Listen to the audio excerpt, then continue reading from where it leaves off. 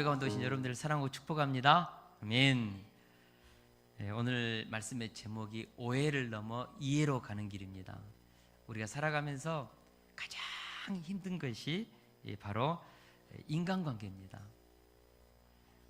그리고 우리가 살아가면서 가장 중요한 것이 인간관계죠. 여러분, 소유는 사라지지만 관계는 영원합니다. 그렇습니다. 죽을 때는 소유는 하나도 남지 않고 관계만 남습니다. 하나님은 마지막 날 우리가 어떤 관계로 살았는지 그 관계에 대해서 물을 것입니다. 관계는 크게 하나님과의 관계가 있고 그리고 사람과의 관계가 있습니다. 가장 중요한 게 이 하나님과의 관계죠. 하나님과 이 관계가 깨져 있으면 아무리 사람과의 좋은 관계를 맺고 행복하게 살아도 헛된 인생을 사는 것이죠. 하나님과의 관계가 깨져 있고 하나님과 분리되어 있으면 결국 죽음 이후에도 하나님과 분리되어서 어둠의 구덩이에, 성경에 말한 대로 지옥의 불구덩이에 던져지는 것이죠. 하나님과 분리되면 안 됩니다. 하나님과의 관계를 우리가 살아가면서 잘 맺어야 합니다. 굉장히 중요하죠. 하나님과의 관계가 깊이 있게 사랑 속에서, 신뢰 속에서 깊이 있게 맺어진 사람은 어떤 시련과 아픔과 고난 속에서도 흔들리지 않죠. 감사하며 기뻐하며 찬양하며 마음의 안정감을 가지고 인생의 그 숱한 문제를 뚫고 나갈 수 있는 힘은 하나님과의 관계에 있습니다.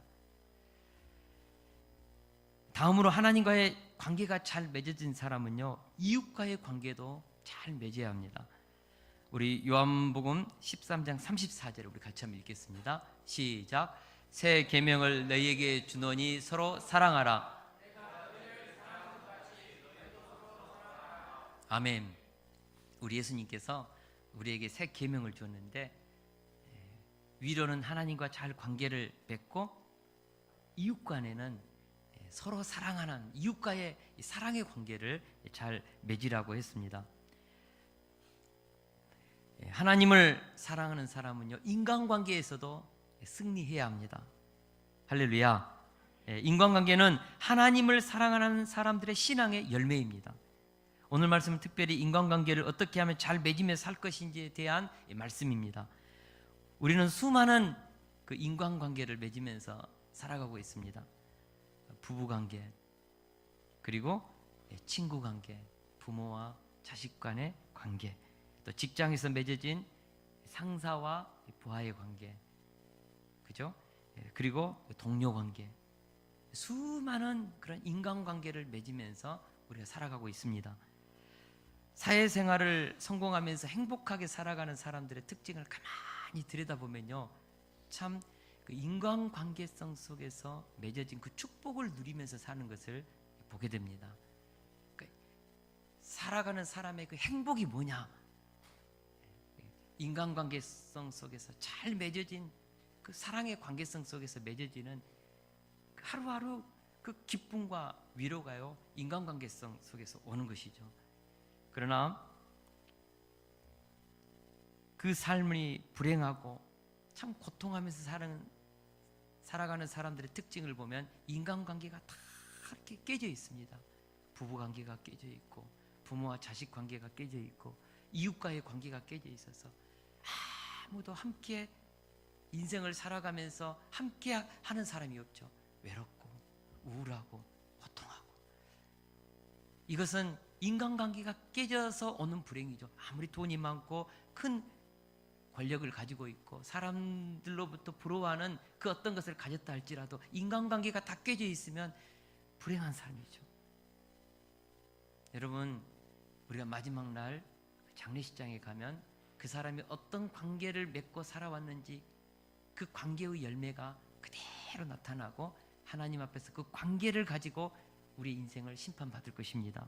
여러분, 우리가요, 관계를 오늘 말씀을 통하여 어떻게 하면 잘 맺는지에 대해서, 특별히 인간관계를 어떻게 하면 우리가 잘 맺을 수 있는지에 대해서 배울 수 있기를 원합니다. 오늘 본문 말씀을 묵상하면서 오해를 넘어 이해로 나아가고 이해를 통해 깨지지 않는 신뢰의 인간관계를 맺는 그 지혜에 대해서 우리가 배울 수 있기를 기도합니다. 먼저 인간관계의 갈등은 어디서 오는지에 대해서 우리 10절 말씀을 우리 같이 한번 읽겠습니다. 10절 말씀 시작.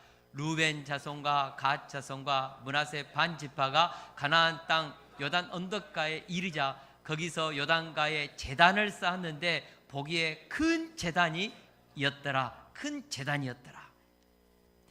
가나안 정복 전쟁이 끝나자 가나안 동편 루벤 갓 므낫세 반 지파가 그동안에 7년 전쟁을 끝내고 요단 이 서편 땅 분배가 끝나고 나서 여호사의 축복을 받으면서 전리품을 가득 가지고 고향 땅으로 돌아가는 길이었습니다.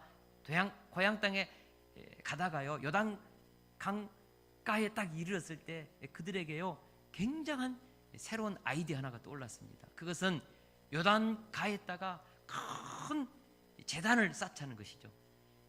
이것은요 하나님이 지금까지 우리를 지켜주시고 보호해 주시는 그 은혜에 대한 기념비였고, 더 나아가서는 앞으로 요단 동편에 있는 우리와 서편에 있는 열 지파와의 서로와의 이 관계가 혹시라도 멀어지지 않도록 우리도 하나님과의 그 지분이 있다, 영적인 지분이 있다, 우리도 한 믿음 안에서 한 가족이다, 천국 패밀리다, 이런 의미로 기념비를 세웠는데 그 모양이요 실로에 있는 번제단의 모습과 비슷한 제단을 쌓았습니다.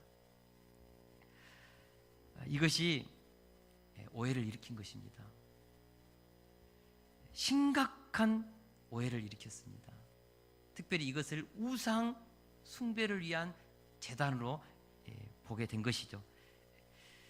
12절에 보면 루벤 갓 므낫세 반지파 용사들이 쌓았던 이 제단으로 인해서 요단 서편 열 지파가요 전쟁도 불사하겠다고 나왔습니다. 우리 12절을 같이 한번 보겠습니다. 12절 시작. 이스라엘 자손이 이를 듣자 곧 이스라엘 자손의 온 회중이 실로에 모여서 그들과 싸우러 가려 하느니라. 요단 동편 형제들의 좋은 의도죠. 신앙의 굉장히 좋은 발로로 기념비를 제단을 쌓았는데 그것이 우상의 제단으로 그렇게 인식되었다는 것이죠. 오해를 불러일으켰다는 것이죠. 그래서 결국은 요단 동편에 있는 형제들이, 요단 서편에 있는 형제들이 전쟁까지 불사하면서 요단 동편에 있는 형제들과 싸우겠다고 무장하고 실로에 모였다는 것이죠. 왜 요단 서편에 있는 열 지파가 이렇게까지 감정적으로 민감하게 감정적으로 대응했는지 신명기 12장 13절에서 14절 말씀을 보면 우리가 이해할 수 있습니다. 우리 같이 한번 읽어보겠습니다. 시작. 너는 삼가서 내게 보이는 아무 곳에서나 번제를 드리지 말고 오직 너희의 한 지파 중에서 여호와께서 택하실 그곳에서 번제를 드리고 내가 내게 명령하는 모든 것을 거기서 행할지니라. 아멘.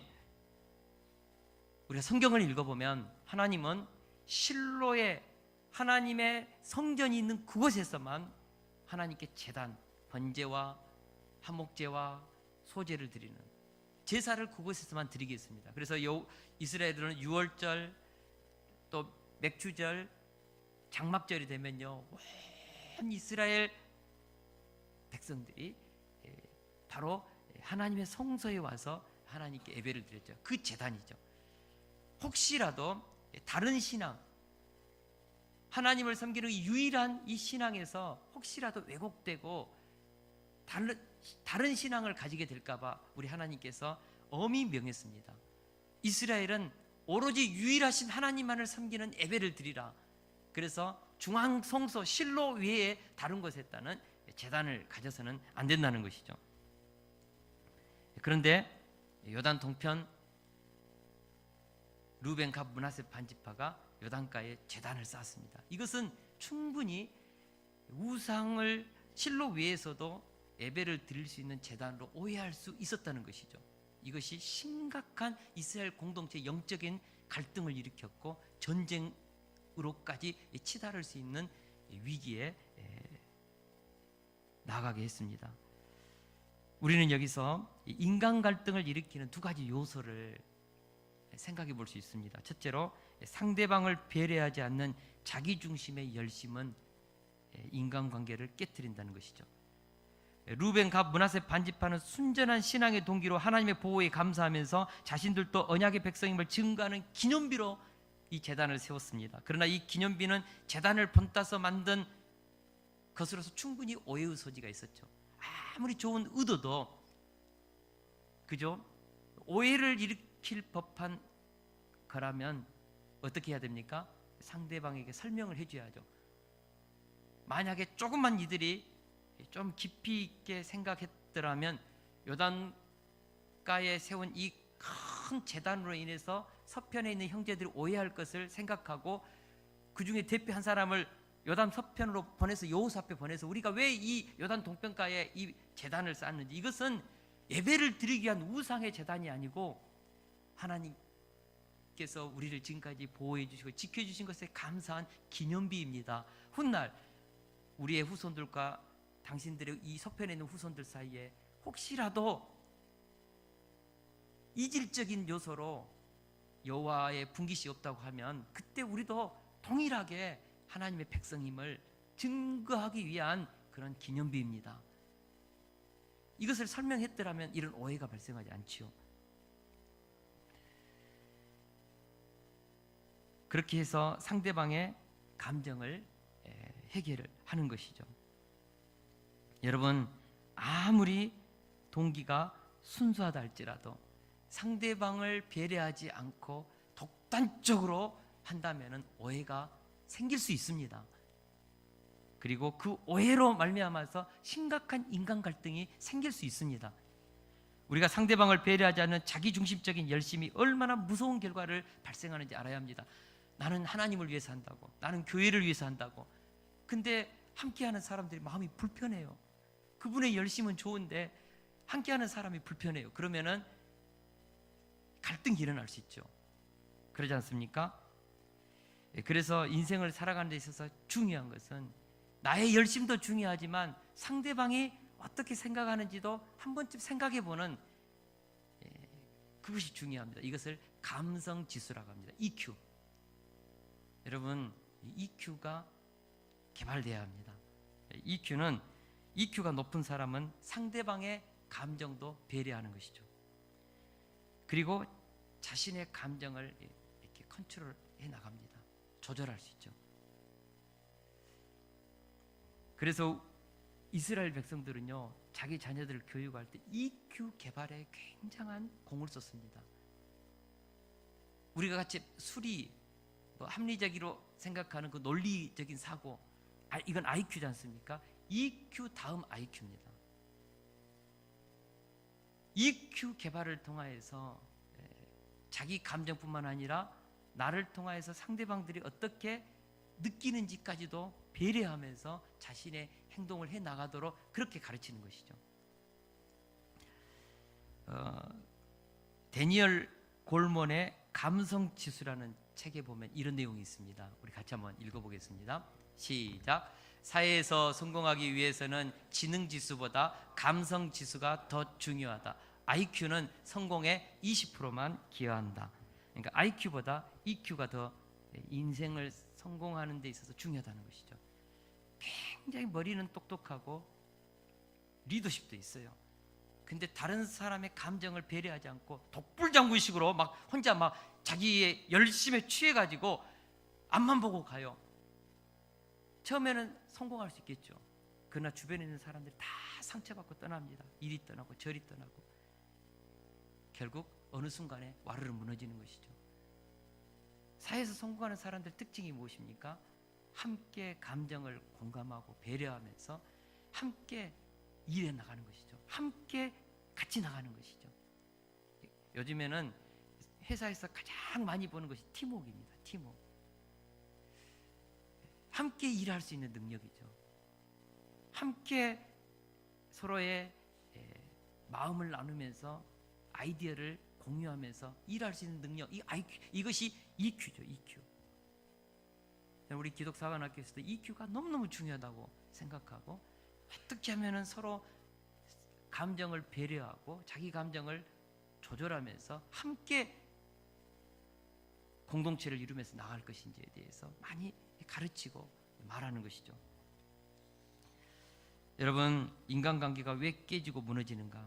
결국 그 깊은 원인을 따지고 들어가 보면 다 자기중심적인 기준, 자기 생각 앞세우고 자기 열심에 도취되어서 상대방의 생각과 상대방의 감정을 무시하고 그렇게 가다가 인간관계가 다 이렇게 깨지는 것이죠. 여러분, EQ가 높으면요, 하나님의 감정까지도 헤아립니다. 거기까지 가면 탁월한 인생을 살죠. 하나님께서 다윗을 왜 그렇게 사랑했을까? 다윗은 내 마음에 합한 자다. 다윗은 내 마음을 이해하려고 엄청 노력했다는 것이죠. 여러분, 우리가 살아가면서 인간 갈등을 일으키지 않고 잘 하나가 되어서 나가는 길은요, 상대방의 감정도 배려할 수 있는 EQ를 우리가 개발해야 합니다. 그렇게 할 때 우리는 한마음 한뜻 한 비전을 가지고 가정에서도 회사에서도 사업을 하면서도 무슨 일을 하면서도 사람들의 지지와 격려를 받으면서 함께 나가는 것이죠. 우리가 초한지를 읽어보면 그 덕불장군식 누구죠? 덕불장군식 항우는 결국 망하는 것이죠. 그리고 누가 통일합니까? 유방이 통일하죠. 유방의 특징이 뭡니까? 함께 간 것이죠. 공동체를 이루면서 나갔죠. 굉장히 중요한 것입니다. 인간관계를 아름답게 만드는 작은 지혜입니다. 선한 일을 향한 뜨거운 가슴과 모든 상황을 다각도로 분석하는 냉철한 머리를 갖는 이 균형, 밸런스, 굉장히 살아가는 지혜죠. 이것이 무너졌습니다. 요단 동편에 있는 루벤과 므낫세 반지파들 열심히 이 밸런스를 무너뜨린 것이죠. 둘째로, 상대방으로부터 전해 들은 이야기를 믿고 반응하면 갈등이 일어납니다. 요단 동편 루벤과 므낫세 반지파에게도 문제가 있죠. 자기 열심만 갖고 요단 서편 지파들의 생각을 싹 무시하고 자기의 열심으로 제단을 세운 것이죠. 기념비를 세운 것이죠. 오해를 불러일으켰죠. 그러나 요단 동편에 있는 지파들에게도 서편에 있는 지파 10지파에게도 문제가 있습니다. 그것이 뭐죠? 우리 11절에서 12절을 같이 한번 읽겠습니다. 시작. 이스라엘 자손이 들은즉 이르기를 루벤 자손과 갓 자손과 므낫세 반지파가 가나안 땅의 맨 앞쪽 요단 언덕과 이스라엘 자손에게 속한 쪽에 제단을 쌓았다는지라. 이스라엘 자손이 이를 듣자 곧 이스라엘 자손의 온 회중이 실로에 모여서 그들과 싸우러 가려 하니라. 여기서 요단 서편 10지파의 문제는 소문을 듣고 흥분해서 칼을 들고 전쟁에 나가려고 막 그냥 분노했다는 것이죠. 뭘 듣고요? 소문을 듣고, 전해주는 이야기를 듣고. 여러분, 인생은 해석입니다. 사실 자체에는 해석이 포함되어 있지 않습니다. 사실은 사실 그 자체일 뿐 해석은 사람들의 몫이죠. 성철 스님이 그런 말 했지 않습니까? 산은 산이고 물은 물이다. 그냥 산은 산이에요. 물은 물이에요. 똑같은 산 속에 있지만은 산은 산이고 물은 물이다. 사실을, 팩트를 구분하라는 것이죠. 존재지향적인 사고를 하라는 것이죠. 감정과 생각을 넣지 말고 느낌을 넣어서 혼돈하게 보지 말라는 것이죠. 그런데 문제는 많은 사람들이 어떤 팩트, 사실을 보면서 자기 생각과 느낌을 넣어서 말합니다. 생각해 보십시오. 요단 동편에 그 단을 쌓았을 때 그것이 예배를 드리기 위해서 우상의 단이라는 증거가 없잖아요. 그죠? 근데 그 단을 보고 전해주는 사람이 뭐라 하겠습니까?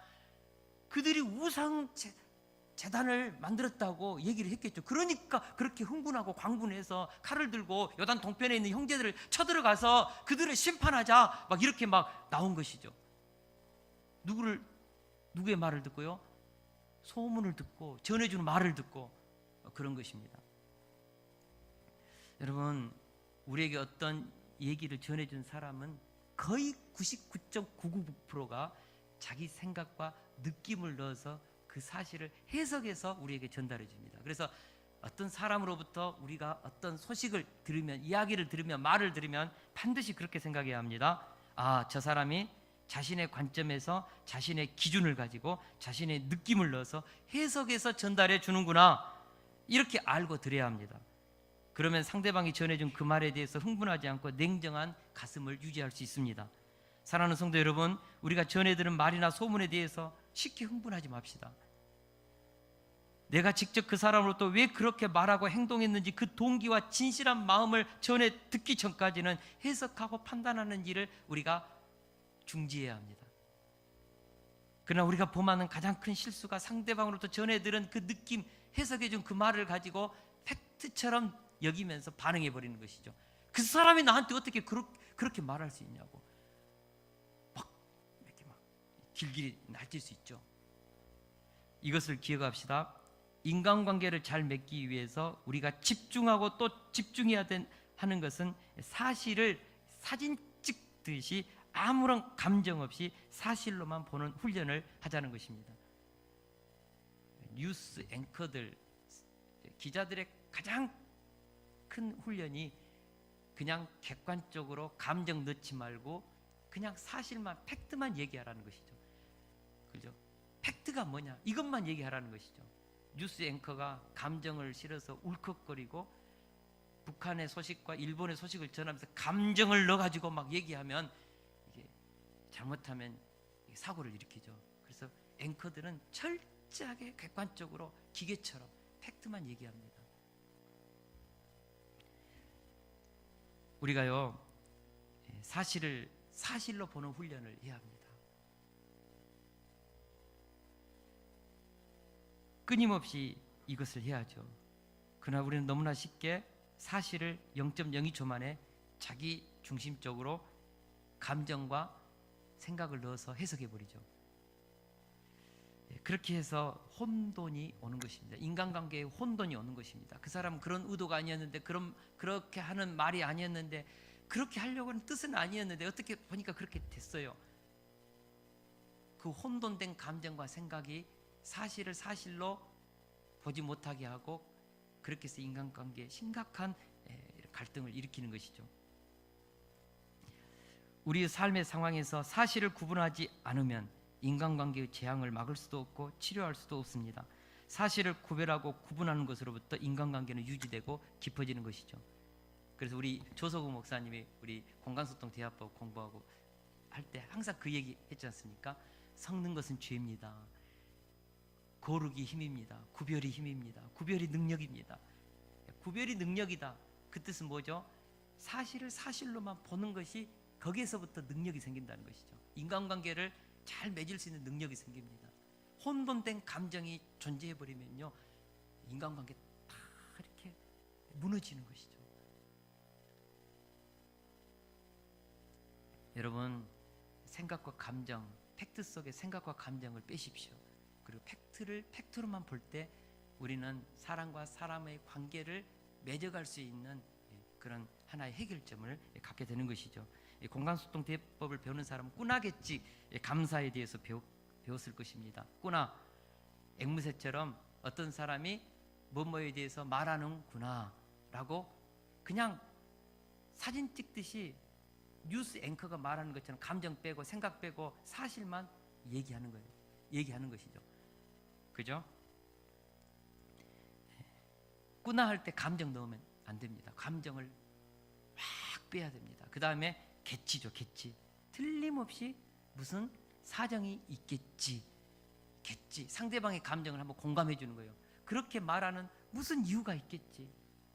그 다음에 감사하는 것이죠. 1%의 감사만 있어도 감사하는 것이죠. 우리가 요단 동편과 서편 사이에 이것을 꾸나개주로 해보면, 먼저 그래도 요단 동편 형제들이 바알과 아세라를 섬기지 않고 그래도 하나님께 예배한다고 제단을 세워서 감사하다, 이렇게 나오면 되겠죠. 요단 동편에 제단을 세웠다고 하는구나, 무슨 이유가 있었겠지. 그러면서 그래도 그것이 바알과 아세라 우상의 제단이 아니어서 하나님을 그래도 예배한다는 제단이라고 해서 감사하다, 이렇게 꾸나겠지 감사하러 가면요, 감정이 훅 내려갑니다. 그리고 뭐가 생깁니까? 평심을 유지할 수 있습니다. 그런데 오늘 본문에 보면 갈등이 폭발하기 직전에 그 갈등을 해결하는 움직임이 일어났습니다. 두 가지 면에서 다양스러운 그런 움직임이 있었죠. 첫째는 요단 서편 열지파 형제들이 전쟁하기 전에 직접 요단 동편 형제들에게 찾아가서 그들의 이야기를 들어보자고 결정한 것입니다. 우리 13절에서 14절을 우리 같이 한번 읽어보겠습니다. 시작. 이스라엘 자손이 제사장 엘르아살의 아들 비느하스를 길르앗 땅으로 보내어 루벤 자손과 갓 자손과 므낫세 반지파를 보게 하되 이스라엘 각 지파에서 한 지도자씩 12지도자들을 그와 함께 하게 하니 그들은 각기 그들의 조상들의 가문의 수령으로서 이스라엘 중에서 천부장 드리라. 아멘. 누가 이 제안을 했는지 모르겠어요. 여호수아가 했는지 비느하스가 대제사장 비느하스가 했는지 모르겠는데 지금 군중은 막 지금 흥분에 지금 날뛰어 있습니다. 당장 요단 동편에 있는 우상 숭배자들을 우리가 치러 가자. 그들의 죄를 우리가 심판해야 합니다. 그래야 우리도 삽니다. 이때 여호수아가 그랬는지는 모르겠지만 우리 잠깐 우리 감정 좀 낮추고 무슨 이유가 있었을 것이다. 그러면서 우리가 대표단을 파송해 가지고 왜 무슨 이유로 요단가에 재단을 세웠는지 한번 우리 동편에 있는 형제들의 가슴에 있는 그 얘기를 한번 들어보자 하고 대제사장과 10명의 지도자들을 파송한 거죠. 굉장히 잘한 것입니다. 그럴 수 있잖아요. 편지 딱 보내가지고 우리한테 설명하라고 동편에 있는 지도자들 오라고 우리한테 오라고 그러면은 이게 감정이 더 복잡해지겠죠. 근데 겸손하게 가슴과 가슴의 대화를 하기 위해서 동편으로 찾아간 것이죠.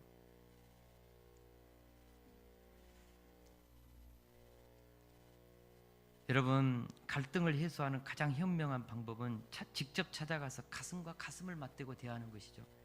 잠언 18장 13절 우리 같이 한번 읽어보겠습니다. 시작. 사연을 듣기 전에 대답하는 자는 미련하여 욕을 당하느니라. 아멘.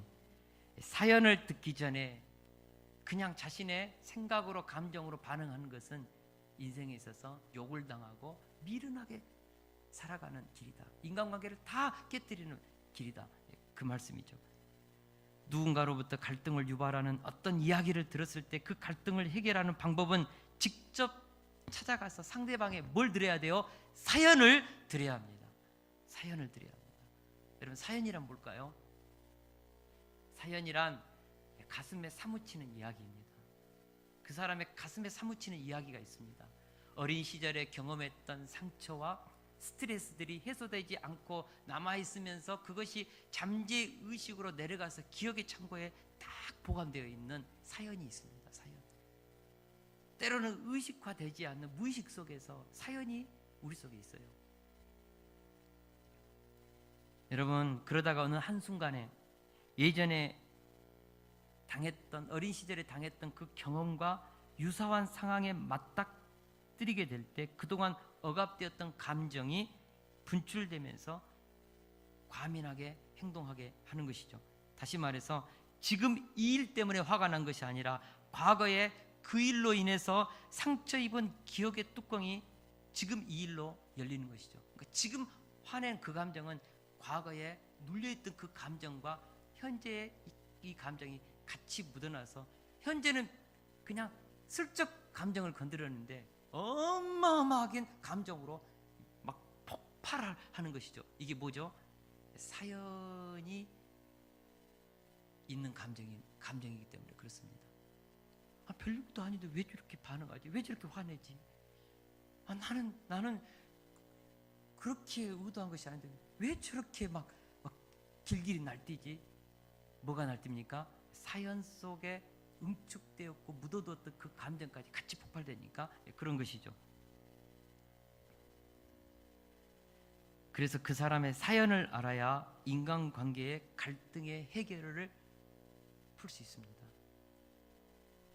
이런 예가 있습니다. 공감소통 대화법이라는 책을 가지고 계신 분 한번 읽어보면 이런 부분이 있어요. TV만 보면서 대화도 없고 항상 늦게 자는 남편을 둔 아내가 있었습니다. 집에만 오면은 애들도 안 챙기고 TV만 보고 이렇게 있으니까는 막 화가 치민 것이죠. 그래서 이 엄마는 무식하고 말이 통하지 않는 남편이라고 무시하고 폄하하면서 남편이 없을 때 자식들에게 항상 그냥 녹음기처럼 되풀이해서 그렇게 말했습니다. 너희들은 아버지처럼 되면 절대 안 된다. TV 보면 안 된다. 아버지처럼 되지 않으면 열심히 공부해야 된다. 너희 아버지 봐라. 저기 사람의 모습이냐. 그러면서 막 자녀들에게 이 감정이 복받치니까 막 얘기를 한 거죠. 근데 그 딸이 자라서 시집을 갔습니다. 시집을 갔는데 자신의 남편이 TV 앞에서 TV만 보면은 이 감정이 복잡해가지고 남편이 막 미운 거예요. 막 남편이 막 그냥 너무너무 막 미운 거예요.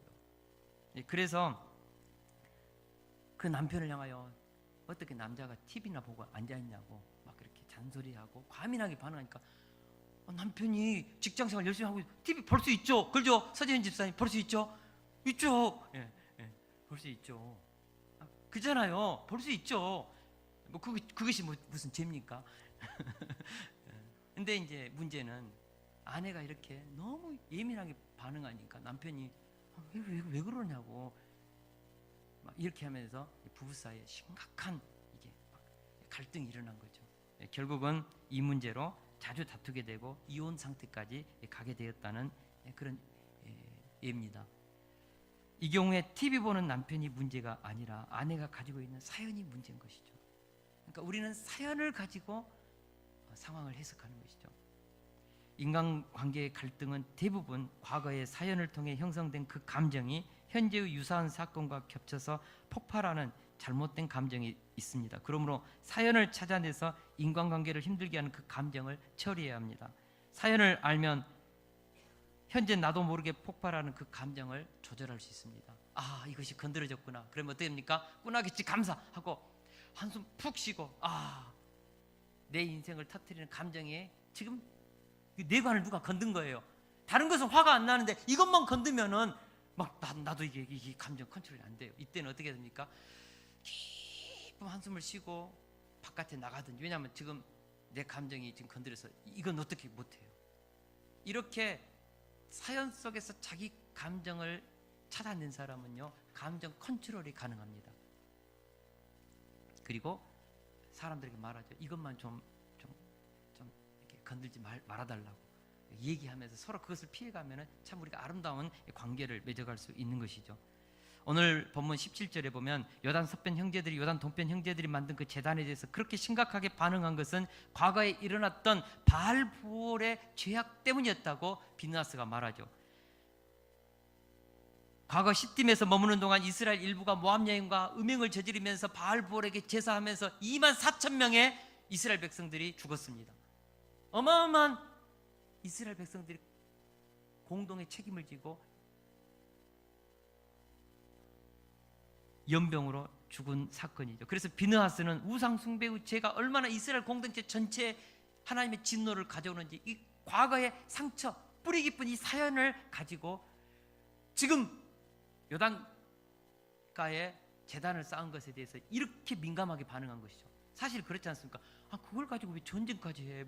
이게 그냥 말로 하든지 아니면 뭘 하지. 근데 막 이렇게 감정이 막 복받쳐서 무기를 들고 요단 동편으로 쳐들어가자고 하는 이유가 뭐죠? 과거의 사연이죠. 사연. 바알 부올의 사건으로 2만 4천 명이 죽은 이 사연이 지금 감정을 터뜨린 것이죠. 우리 17절에서 18절을 같이 한번 읽어보겠습니다. 시작. 부올의 죄악으로 말미암아 여호와의 회중에 재앙이 내렸으나 오늘까지 우리가 그 죄에서 정결함을 받지 못하였거늘 그 죄악이 우리에게 부족하여서 오늘 너희가 돌이켜 여호와를 따르지 아니하려고 하느냐. 너희가 오늘 여호와를 배역하면 내일은 그가 이스라엘 온 회중에게 진노하시리라. 아멘. 과거 바알볼의 죄악으로 이스라엘 온 회중이 하나님으로부터 받은 재앙 때문에 이번 사건을 이렇게 심각하게 본 것이죠. 그 당시 그 사건이 얼마나 깊이 있게 각인되었으면, 그리고 사연이 되었으면 요단가에 세운 이 제단을 보고 그렇게 전쟁까지 벌일 태세로 감정적으로 반응했느냐는 것이죠. 사연이죠. 사연. 여러분, 사연을 알면 왜 저 사람이 저렇게 민감하게 반응하는지를 하나도 이상 안 해요. 아, 사연 때문에 저러는구나. 그렇게 하고 내 감정도 내릴 수 있는 것이죠. 여러분, 어떤 사람이 막 그냥 내가 봤을 때는 좀 별것 아닌 것 같아. 왜 저렇게 화내? 저 사람 이상하네. 이상한 사람이야, 저 사람. 문제가 정신적으로 문제가 있는 거 아니요? 문제가 있는 게 아니라요, 사연 때문에 그렇습니다. 사연 때문에. 그러니까 그럴 때 어떻게 해야 됩니까? 그럴 때 어떻게 됩니까? 무슨 사연이 있겠지 라고 생각하는 것이죠. 그러면 내 감정이 내려가는 것이죠. 더불어서 갈등 상태에 놓인 인간관계를 해결하는 또 하나의 중요한 사실을 본문을 통해 보게 됩니다. 그것은 진실한 대화를 하려고 찾아온 사람을 감정적으로 대하지 않고 자신의 입장을 성실한 자세로 해명한 루벤, 갓, 므낫세 반지파의 태도입니다. 제가 오늘 본문을 묵상하면서 그런 생각이 들어요. 루벤, 갓, 므낫세 반지파 뭐가 잘못했어요? 그잖아요. 자기들 편에 생각하면 순수한 신앙의 발로로 내가 그렇게 제단을 쌓았는데 요단 서편에서 막 실로에 모여가지고 전쟁하자고 칼 들고 막 분노하고 조사단까지 수사관처럼 파송해가지고 우리들이 막 왜 그러냐고 막 꼬치꼬치 캐면 기분 나쁘잖아요. 아니, 너희들만 하나님 섬기는 신실한 사람이냐고. 우리도 얼마나 하나님 사랑하는데 너희들만 잘났냐고. 너희들 뭔데 우리를 판단하려고 수사관처럼 조사단을 파송했냐고. 막 기분 나빠할 수 있잖아요. 저만 그런가요? 10년 동안 함께 있으면서 피를 나누면서 우리가 동지애로 싸웠는데 우리를 그렇게 몰라보냐고. 눈빛만 봐도 우리를 이해할 수 있어야지. 막 그러면서 그렇게 얘기할 수 있죠.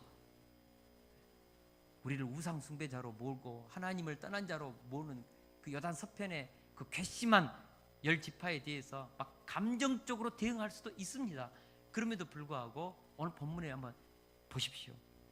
22절에서 29절에 보면요, 루벤, 갓, 므낫세 반지파가 얼마나 성실하게 겸손하게 반복해서 자신의 입장을 설명하는지 모릅니다.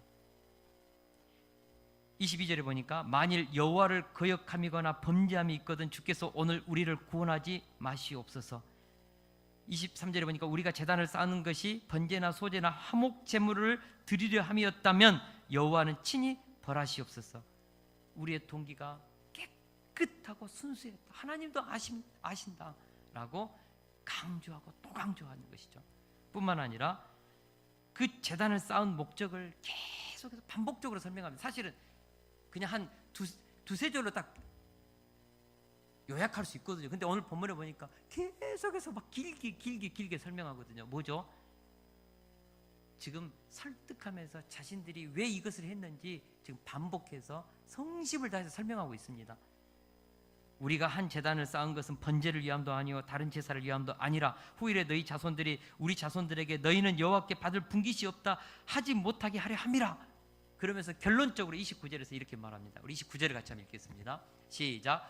우리가 번제나 소제나 다른 제사를 위하여 우리 하나님 여호와의 성막 앞에 있는 제단 외에 제단을 쌓음으로 여호와를 거역하고 오늘 여호와를 따르는 데에서 돌아서려는 것은 결단코 아니라 하리라. 아멘. 얼마나 성실하게 진실하게 해명했는지 22절에서 29절을 쭉 읽으면 감동이 돼요. 우리가 만약 남들로부터 오해받았다면 저는 이것이 내 삶의 결론이구나라고 회개해야 한다고 믿습니다. 이걸 가지고 막 오해를 하면은 내 삶이 평소에 오죽했으면 이렇게 오해할까? 막 그런 마음으로 회개하는 마음으로 그 오해를 좀 풀어주려고 성실하게 대화에 임한다면 여러분 인간관계는 파괴되지 않습니다. 할렐루야.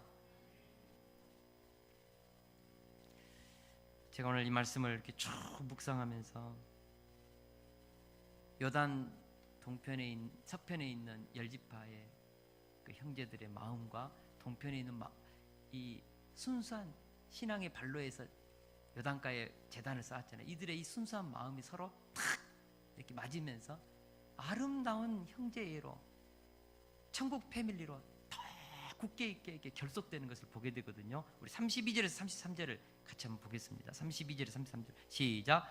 제사장 엘르아살의 아들 비느하스와 지도자들이 루벤 자손과 갓 자손을 떠나 길르앗 땅에서 가나안 땅 이스라엘 자손에게 돌아와 그들에게 보고하되 그 일이 이스라엘 자손을 즐겁게 한지라. 이스라엘 자손이 하나님을 찬송하고 루벤 자손과 갓 자손이 거주하는 땅에 가서 싸워 그것을 멸하자 하는 말을 다시는 하지 아니하였더라. 아멘. 이 일이 오히려 갈등을 일으킬 뻔했는데 오히려 서로 가운데 가슴과 가슴을 맞대고 대화하면서 우리는 그리스도 안에서 한 형제다, 우리는 하나님의 한 백성이다, 천국 가족이다, 떨어질 수 없는 우리 10지파로 묶어지는 우리는 하나다. 이것이 더 견고하고 더 아름답게 결속되는 형제로 결론을 맺었다는 것이죠. 즐거워했다. 하나님을 같이 찬양했다. 여러분, 인간관계를 잘 풀면요, 그 관계가요 더 아름답게 이렇게 곱게 맺어집니다. 제가 동관교회 부교육자로 있을 때 꼭 제 자랑하는 것 같지만은 우리 담임 목사 김미식 목사님이 그랬다고 그래요. 호신대에서 이제 그 강의하면서 우리 부교육자 중에 이제 우리 김성철 목사님 있는데, 김성철 목사님은 콩으로 메주를 팥으로 메주를 써도 자기는 믿는다고 그랬대요. 그것을 우리 송태우 목사님 저한테 막 얘기를 해주더라고요. 목사님이 그렇게 목사님을 신뢰한다고. 기분 좋죠. 그러니까 우리가요 그리스도 안에서 서로 깊은 신뢰의 관계를 맺게 되면요, 오해를 일으킬 만한 일이 전에 들어도 그 사람은 그럴 뿐 아니라고, 뭔가 잘못 알았다고 이렇게 가야죠. 할렐루야. 저는 우리 세속 공동체가 정말 아름다운 한마음 한뜻 한비전을 가지고 아름다운 성도의 공동체를 이룰 수 있기를 주의 이름으로 축원합니다. 인간관계는 조금만 잘못 말해도, 조금만 사소한 행동도 사연과 겹치면, 그래서 감정이 건드려지면 인간관계는 갈등관계로 갈 수 있습니다. 인생을 살아가면서 가장 어렵고 힘든 것이 인간관계라니까요. 그런데 신앙이 성숙하고 하나님 앞에서 인격이 성숙할수록 인간관계의 갈등을 넘어서 아름답게 서로 그런 관계를 유지하면서 행복하게 살아가는 것이죠. 여러분, 인간관계가 아름답게 세워지면요, 얼마나 사는 것이 행복한지요, 재미가 있는지요. 인간관계가 다 무너지면요, 아무리 맛있는 음식이 있고 아무리 좋은 영화가 있어도 뭐죠? 사는 것이 고통스럽고 애롭죠. 두렵죠. 산다는 것이 너무너무 힘들죠. 하나님은 우리에게 아름다운 인간관계를 통하여서 하나님 주신 이 구원의 이 축복을 천국으로 만들어가기를 원하죠. 여러분, 천국이 어디 있습니까? 아름다운 인간관계에 있죠. 아름다운 인간관계에 있죠. 그렇지 않습니까? 예를 들어서 정말 10억짜리 차를 타고 그죠? 서울을 가요. 근데 여기에 아주 무서운, 예를 들어서 조폭이 있어요. 탁 가가지고 여기 이 차 타고 우리 같이 갑시다 그러면요, 그 공간에서 얼마나 불편하겠어요. 그죠? 근데 티코를 타고 가더라도, 요즘에는 그 모닝을 타고 가더라도, 그죠? 사랑하는 사람과 어선도선 얘기하면서 가는 그 공간이 더 행복한 것이죠. 사랑하는 동역자 여러분, 우리는 아름다운 관계를 통하여서 천국을 만들어가야 합니다. 할렐루야. 잠언 18장 13절을 다시 한번 같이 한번 읽어보겠습니다. 시작. 사연을 듣기 전에 대답하는 자는 미련하여 욕을 당하느니라. 아멘. 현재 우리 안에 있는 인간 갈등으로 인해 생긴 감정의 이면에는 뭐가 있다고요? 사연이 있습니다. 우리는 다 사연을 가지고 만납니다. 그리고 이 사연을 가지고 만나는 인간관계는 사연 때문에 갈등이 일어납니다. 그래서 갈등이 일어나면 뭘 찾으라고요? 사연을 찾고, 사연이 있겠지라고 생각하고 끝나겠지 감사하면서 가슴을 열고 우리가 정말 진솔하게 대화해 나간다면 저는 정말 아름다운 인간관계 열매를 맺을 수 있다고 믿습니다. 그리고 그 사연을 통하여서 구속사 지향적으로 우리의 사건을 해석해 낸다면, 하나님의 관점으로 사건을 해석해 낸다면 그 사연을 통해서도 우리는 더 아름다운 인생을 만들어낼 수 있죠. 하나님을 사랑하는 자 곧 그 뜻대로 부르심을 입은 자들 모든 것이 합력하여 선을 이루느니라. 잘 되면 감사, 안 되면 다 감사. 하나님의 구속사적인 관점이죠. 이 관점을 가지고 우리가 과거의 사건을 해석하고 오늘의 삶을 우리가 해석하면서 나아갈 때 하나님께서 우리의 고통까지도 사연까지도 하나님께서 치유하시고 더 아름답고, 그 사연 때문에 더 하나님 앞에서 영적으로 스트럭을 하면서 영적으로 우리가 더 하나님 앞에 서면서 저는 더 복되고 아름다운 삶을 만들어낼 수 있다고 믿습니다. 상처 입은 치유자들 다 될 수 있기를 축원합니다. 사연 때문에 더 아름답고 행복한 그리스도 안에서 복된 인생을 살아낼 수 있기를 주의 이름으로 축원합니다.